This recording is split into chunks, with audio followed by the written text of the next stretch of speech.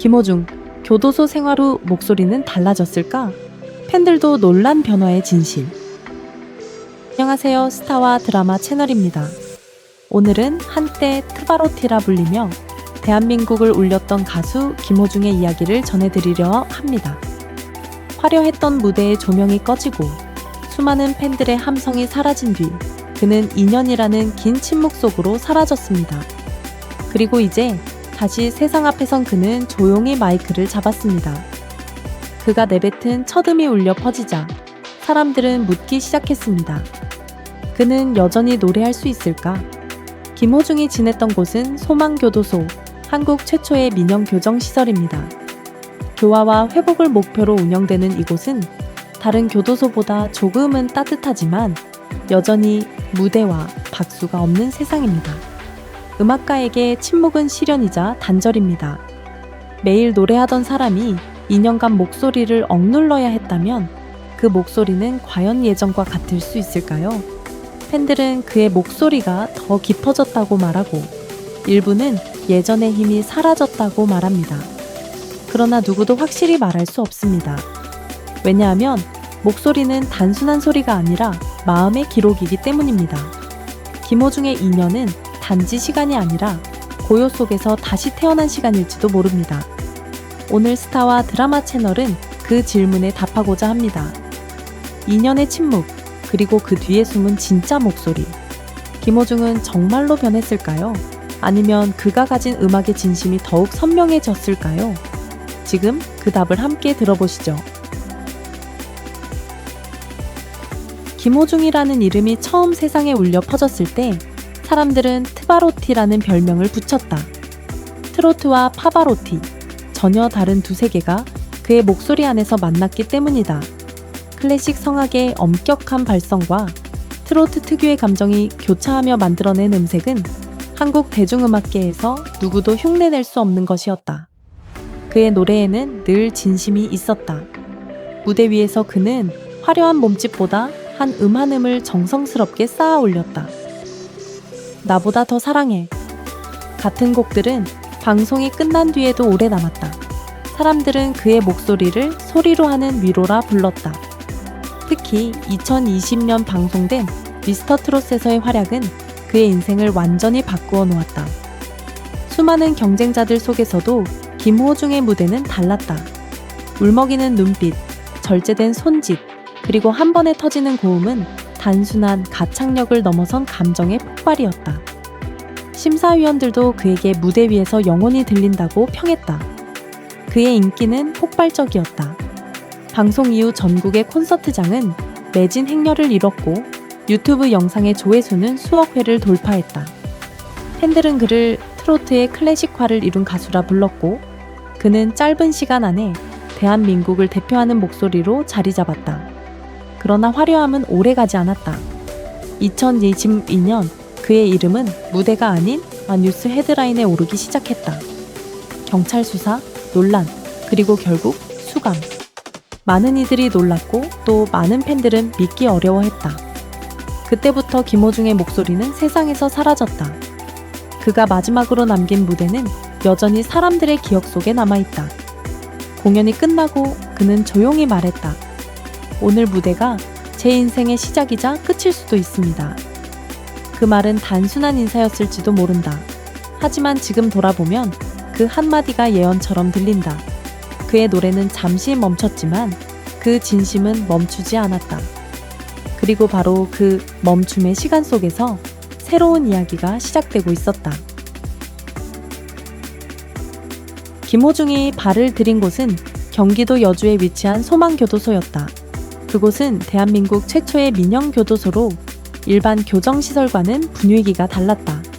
수감자들은 이름으로 불리고 매일 오전에는 명상과 기도로 하루를 시작한다. 벌보다는 회복을 중시하는 이곳에서 그는 세상과 단절된 채 자신을 돌아보는 시간을 갖게 되었다. 교도소의 하루는 규칙적이었다. 아침 6시 종소리와 함께 일어나 청소와 점호를 마치고 간단한 식사를 마친 뒤에는 작업장으로 향했다. 김호중은 도자기 제작과 재활용 분류 등의 단순 노동을 맡았다. 노래는 금지되어 있었지만 그는 손끝으로 리듬을 기억했다. 같은 박자를 반복하며 흙을 빚는 그 순간, 마치 자신이 무대 위에서 리듬을 새기던 때처럼 집중했다고 한다. 점심시간이 끝나면 그는 교정 프로그램에 참여했다. 소망교도소는 다른 교도소와 달리 마음회복 프로그램, 성악 명상, 바리스타 교육 같은 과정을 운영했다. 한 교화사는 그는 모든 프로그램에 성실히 임했고 특히 음악 관련 프로그램에서는 눈빛이 달라졌다고 전했다. 비록 큰 목소리로 노래할 수는 없었지만 김호중은 조용히 허밍후밍 하며 스스로의 호흡을 점검했다고 한다. 저녁이 되면 교도소 내 작은 예배당에서 하루의 마무리 기도 시간이 열린다. 그는 그 자리에서 가장 먼저 손을 모았다. 오늘 하루 감사드립니다. 내일은 조금 더 따뜻해지고 싶습니다. 짧은 기도였지만 그의 하루를 설명하기에 충분한 문장이었다.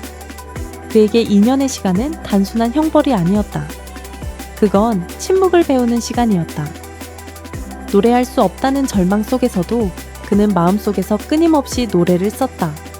소리를 잃은 대신 그는 감정을 되찾았다. 그는 그곳에서 처음으로 음악이란 무엇인가를 다시 생각했다. 한 관계자는 이렇게 말했다. 김호중은 노래를 잃지 않았습니다. 오히려 더 깊은 노래를 얻게 되었죠. 그는 이제 무대를 위한 가수가 아니라 삶을 노래하는 사람입니다. 그가 무대 위로 다시 올라선 날, 공연장은 숨을 죽였다. 조명이 켜지고 마이크가 그에게 건네졌을 때 사람들의 시선은 한 곳으로 모였다. 2년 만이었다. 그동안 아무도 그의 노래를 듣지 못했고 그 역시 한 번도 노래하지 않았다. 침묵은 길었지만 그 침묵의 끝은 오히려 더 깊은 울림이었다. 첫 음이 울려 퍼졌을 때 관객들은 눈을 감았다. 그의 목소리는 예전보다 낮았다. 그러나 낮아진 만큼 묵직했다. 고음의 화려함 대신 담담한 진심이 있었다. 예전에는 화려한 기술과 폭발적인 감정이 있었다면 이제는 절제와 여백 그리고 깊이가 있었다. 그의 노래는 더 이상 공연이 아니었다. 그건 고백이었다. 음악 평론가들은 말했다. 김호중의 목소리는 변했다. 하지만 그 변화는 퇴화가 아니라 성숙이다. 그의 음색은 마치 나무의 나이테처럼 두꺼워졌고 감정은 억눌림 속에서 익은 와인처럼 진해졌다. 마이크를 잡은 손은 여전히 떨렸지만 그 떨림 속에는 불안이 아닌 진심이 있었다. 그의 복귀 무대가 끝나자 객석은 잠시 정적에 잠겼다. 누구도 쉽게 박수를 치지 못했다. 왜냐하면 방금 전까지 들려온 건 단순한 노래가 아니라 한 인간의 인연의 고백이었기 때문이다. 한 팬은 눈물을 닦으며 말했다. 예전의 김호중이 천사의 목소리였다면 지금의 김호중은 인간의 목소리예요. 그는 달라졌다. 목소리의 높낮이가 아니라 노래의 방향이. 이제 그는 세상을 향해 부르는 게 아니라 자신을 향해 그리고 자신과 같은 상처를 가진 사람들에게 노래하고 있었다. 무대 뒤편에서 김호중은 조용히 말했다. 2년 동안 노래하지 못했지만 그 시간은 나에게 진짜 음악이 무엇인지 가르쳐줬어요. 그의 목소리는 변했다. 그러나 그 변화는 이름이 아니라 완성에 가까웠다. 그는 다시 노래하고 있었다. 하지만 이번엔 세상보다 자신을 위한 노래였다. 김호중의 인연은 단지 시간의 공백이 아니라 그의 몸과 마음에 직접적인 영향을 미친 시기였다. 음악학자들은 말한다. 목소리는 근육이다. 사용하지 않으면 약해진다. 이는 단순한 비유가 아니다. 성악가의 발성기관은 꾸준한 연습을 통해 조절되는 복합적인 시스템이다. 호흡, 성대의 진동, 그리고 공명, all of these 요소들이 매일같이 훈련을 통해 유지된다. 한 성악 교수는 이렇게 말했다. 프로 가수가 6개월 이상 노래를 하지 않으면 근육의 감각이 둔해지고 고음의 컨트롤 능력이 떨어질 수 있습니다. 그러나 근본적인 음색은 사라지지 않습니다. 즉, 2년의 침묵은 분명히 그의 목소리의 기술적 측면에 영향을 미쳤을 가능성이 있다. 호흡의 길이, 성대의 탄력, 소리의 울림, all of this는 일시적으로 약해질 수 있다. 그러나 김호중은 단순한 가수가 아니다. 그는 클래식 성악을 전공한 훈련된 목소리의 소유자다. 그의 성대는 이미 훈련된 근육기기에 회복력이 남다를 수 있다. 이와 관련해 서울의 한 이비인후과 전문의는 흥미로운 분석을 내놓았다. 성대는 기억을 갖습니다. 오랫동안 노래를 하지 않아도 다시 발성 훈련을 시작하면 일정 기간 내에 본래의 컨디션을 되찾는 경우가 많습니다. 또한 교도소 생활의 특수한 환경이 오히려 그의 목소리에 긍정적인 변화를 가져왔을 가능성도 있다. 규칙적인 생활, 조용한 환경, 절제된 감정, 이 세 가지는 성악객에 있어 일종의 자기 수련이 된다. 스트레스와 불규칙한 생활이 성대에 악영향을 미치는 경우가 많다는 점을 감안하면 그의 2년은 심리적 정화의 시간이었을 수도 있다. 음악 심리학자 이소정 박사는 이렇게 정리했다. 김호중의 목소리가 변했다면 그것은 기술의 변화가 아니라 감정의 변화일 가능성이 높습니다. 그는 감정을 억눌렀고 그 억눌림이 노래로 표출될 때 더 깊은 울림을 만듭니다. 결국 그의 목소리에 생긴 변화는 감소가 아니라 변화였던 셈이다. 기술적으로는 약해졌을지 몰라도 감정적으로는 성숙했다. 그의 노래에는 이제 불안 대신 평온이, 절규 대신 용서가 깃들어 있다. 음성공학적 관점에서 보면 인간의 목소리는 물리적인 현상이지만 김호중의 경우 그것은 이미 정신적인 언어가 되어 있었다. 그의 목소리는 여전히 살아 있었다. 다만 이전보다 더 깊고 더 인간적으로. 김호중에게 노래는 이제 단순한 직업이 아니었다. 그는 더 이상 관객을 향해 노래하지 않았다. 그의 노래는 자신을 향한 고백이 되었고 동시에 세상을 향한 사과가 되었다. 교도소 생활 동안 그는 수없이 자신에게 질문했다. 나는 왜 노래를 시작했을까? 음악은 단지 무대를 위한 것일까? 아니면 누군가의 마음을 어루만지는 것일까? 그 답을 찾는데 2년이 걸렸다. 그리고 그는 마침내 깨달았다. 음악은 용서의 언어다.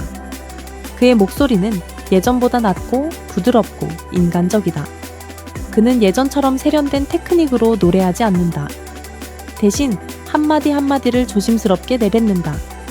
마치 그 말들이 누군가를 다치게 하지 않기를 바라는 듯이. 그의 노래는 이제 더 이상 화려한 기술이 아닌 침묵의 연장선이었다. 심리학자들은 말한다. 진정한 용서는 자신을 받아들이는 순간에 시작된다. 김호중의 음악은 그 과정을 보여주는 일기장과도 같다. 그는 자신을 벌하지 않고 스스로를 이해하려 했다. 그 이해의 끝에서 노래는 다시 시작되었다. 팬들도 변했다. 과거에 김호중을 사랑했던 사람들은 화려한 무대의 주인공을 응원했다면 지금은 진심으로 노래하는 인간 김호중을 지켜본다. 그는 더 이상 우상이 아니라 삶의 교훈이 되었다. 한 팬의 편지에는 이렇게 적혀 있었다. 이제 당신의 노래는 단순한 음악이 아니라 상처를 안고 사는 우리 모두의 이야기입니다. 교도소에서 배운 침묵은 그에게 겸손을 가르쳤고 그 침묵 위에서 다시 피어난 음악은 용서를 가르쳤다. 김호중은 이제 첫 번째 목소리를 버리고 두 번째 목소리로 세상을 노래하고 있다. 그것은 후회의 목소리가 아니라 회복의 목소리다. 김호중이 다시 노래를 시작했을 때 세상의 반응은 엇갈렸다. 누군가는 그가 돌아왔다며 환호했고 또 누군가는 그의 노래를 이제 예전처럼 들을 수 없다며 냉소를 보냈다. 음악평론가 중 일부는 그의 목소리를 이렇게 평가했다. 기술적으로는 약해졌지만 감정적으로는 단단해졌다. 이제 그는 노래를 잘하는 가수가 아니라 노래로 이야기하는 사람이다. 그의 복귀 무대 이후 각종 온라인 커뮤니티에는 수천 개의 댓글이 올라왔다. 목소리가 변했지만 더 따뜻해졌다. 예전의 힘은 사라졌지만 그 자리에 진심이 있다. 죄를 지었어도 노래할 수는 있다. 중요한 건 그가 무엇을 느꼈는가다. 이런 반응들이 줄을 이뤘다. 물론 비판의 목소리도 있었다. 일부 시청자들은 여전히 과거의 논란을 지적하며 그의 복귀 자체의 불편함을 드러냈다. 하지만 그조차도 그의 음악을 완전히 부정하지는 못했다. 그의 노래에는 더 이상 변명도 과시도 없었기 때문이다. 흥미롭게도 전문가들은 그의 변화를 자연스러운 진화로 해석했다. 한 음악학자는 말했다. 김호중의 목소리는 달라졌다. 하지만 그건 나이가 들어서가 아니라 삶이 그를 바꾼 것이다. 또 다른 평론가는 덧붙였다. 그의 목소리에는 고통이 있다. 그러나 그 고통이 음악을 진짜로 만든다. 팬덤의 양상도 변했다. 예전에 열광하는 팬덤에서 지금은 조용히 응원하는 팬덤으로 바뀌었다. 그들은 더 이상 함성을 지르지 않는다. 대신 댓글에 짧게 남긴다. 오늘도 노래해줘서 고마워요.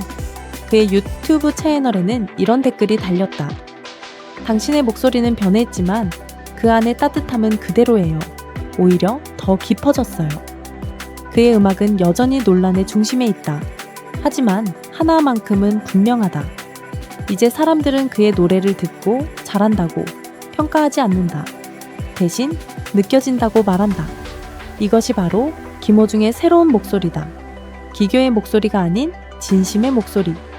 누군가는 그것을 약하다고 말하지만 또 누군가는 그것이야말로 진짜 음악기라고 믿는다. 필핑 피스미스. 모든 이야기는 끝에서 빛을 찾는다. 김호중의 노래 역시 그랬다. 한때 세상을 울리던 목소리는 2년간의 침묵 속에서 사라졌고 그 침묵의 끝에서 그는 다시 노래를 찾았다. 그 노래는 더 이상 화려하지 않았다. 대신 조용했고 진실했다. 누군가는 여전히 그를 비난하고 누군가는 여전히 그를 응원한다. 그러나 이제 그에게 중요한 것은 평가가 아니다. 그에게 남은 것은 오직 노래할 수 있음 그 자체였다. 그는 말한다. 이제 노래는 내 삶의 벌이자 선물입니다. 그의 노래는 달라졌다. 이전에는 사람들에게 감동을 주기 위한 음악이었다면 이제는 자신을 용서하기 위한 음악이다. 그는 스스로의 잘못을 부정하지 않았고 그 잘못 위에 진심을 쌓아 올렸다. 그 결과 그의 목소리는 더 이상 죄책감의 무게가 아니라 회복의 울림이 되었다. 조용히 눈을 감고 그의 노래를 들어보면 그 안에는 고통도 후회도 그리고 용서도 함께 있다. 그것이 바로 인간 김호중이 들려주는 진짜 음악이다. 음악은 때로 침묵보다 더 큰 침묵이 된다. 그리고 김호중의 인연은 그 사실을 증명했다. 그는 노래를 잃었지만 대신 진심을 얻었다. 이제 그의 목소리는 세상의 심판을 두려워하지 않는다. 왜냐하면 그 목소리는 이미 자신을 용서했기 때문이다. 오늘 스타와 드라마 채널은 한 가지 질문으로 이야기를 마무리하려 한다. 당신에게도 용서가 노래가 될 수 있을까요? 김호중의 노래는 아직 끝나지 않았다. 그의 목소리는 여전히 우리 곁에 있다. 다만 예전보다 조금 더 조용하고 조금 더 따뜻할 뿐이다.